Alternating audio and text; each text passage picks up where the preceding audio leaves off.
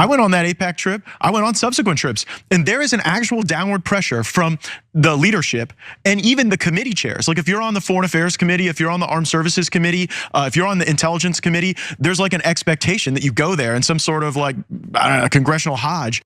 Former Republican Congressman Matt Gaetz detailed a fascinating experience he had on an AIPAC-sponsored trip to Israel when he was still in elected office. And what he shared uncovered yet another example of Israeli occupation of the United States government. Take a look. I was at the King David Hotel and I rolled back to my room unexpectedly when the rest of the group was still on some planned activity. And there was some dude in my room. I'm like, hey man, what are you doing here? And he acted like he was associated with the hotel and taking an inventory, but had no clipboard. And so yeah, there's a lot of reasons why they want members of Congress over there. And it is ideologically to steep them in this notion that the protection of Israel is of great import to people in America. But it's really not that important to voters, and that is becoming more clear on the right and left. In fact, there are photos right now floating around the internet featuring dozens of Republican members of Congress. The House, I believe, is on recess right now. They took a trip to Israel immediately. Immediately. I mean, it's so embarrassing. But real quick, Cenk, he also posted this on X in regard to the comments he made in the video you just watched. He says, this absolutely happened. I explained these events to my family in case something went awry with me. I reported this to my committee leadership at the time and was told it was regular and I should never leave anything meaningful in my hotel room abroad as a member of Congress. Yeah. Because it's just accepted that like the Israelis spy on Americans, members of the American government. I mean, Ted Cruz in that wonderful smackdown interview with Tucker Carlson even admitted, yeah, the Israelis spy on us, not a big deal.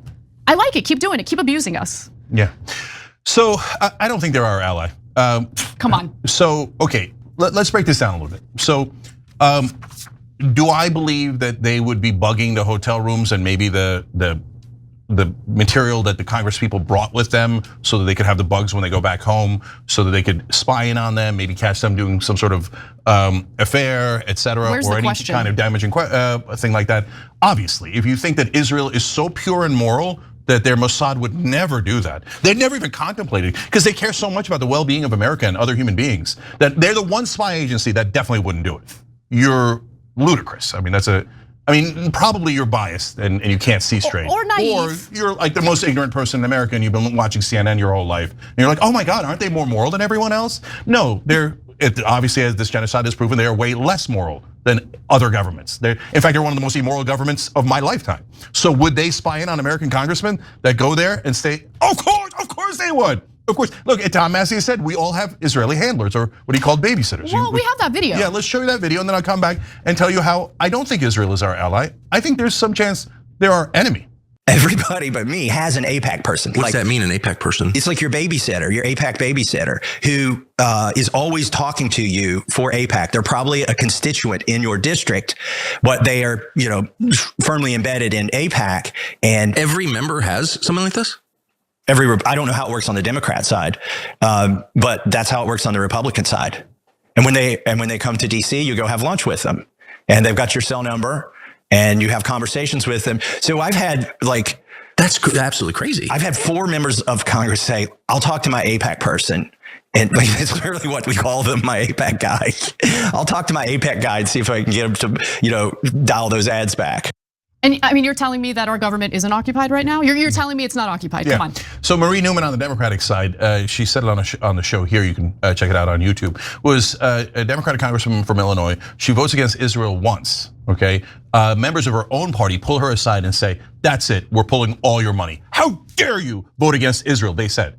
Sitting US congressmen, they're not congressmen from Tel Aviv and Haifa, okay? And they said, we're gonna pull all your money, and then on top of that, we're gonna spend millions against you. And because you voted against Israel this one time, we're gonna eliminate you.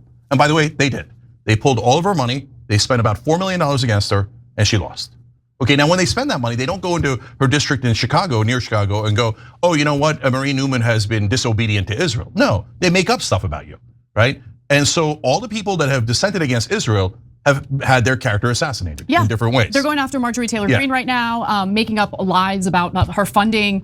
And by the way, she remains undeterred, just, doesn't care about their attacks. She, in fact, posted over the weekend, "Good morning to all Americans who agree that our country should not be controlled by foreign lobbyists. I hope you have a wonderful day." Obviously, she's talking about AIPAC there. And I commend her for holding strong on this issue, because it is important for her to prove that she's not lying when she says she's America first. Yeah, so now back to going to Israel, like Matt Gaetz was discussing.